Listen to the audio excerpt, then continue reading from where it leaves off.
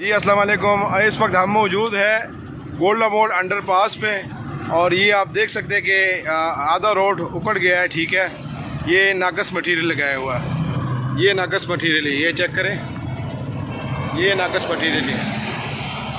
कासम साहब ये ज़रा आप चेक करें, ये रोड आना है और यहाँ से मुसाफिर भी आते हैं। चेक करें जरा। आज है ये इसकी बहुत है इसमें जनाब डीसी साहब ये मेन जीटी रोड है और NHA काम से दरखास्त है कि काम करवा दें। किसी वक्त भी हादसे का सबब बन सकता है। ये बिल्कुल किसी भी वक्त हादसे का सबब बन सकता है। ये बिल्कुल ये चीज़ ये चेक करें, आधा रोड ज़ाया हो गया है।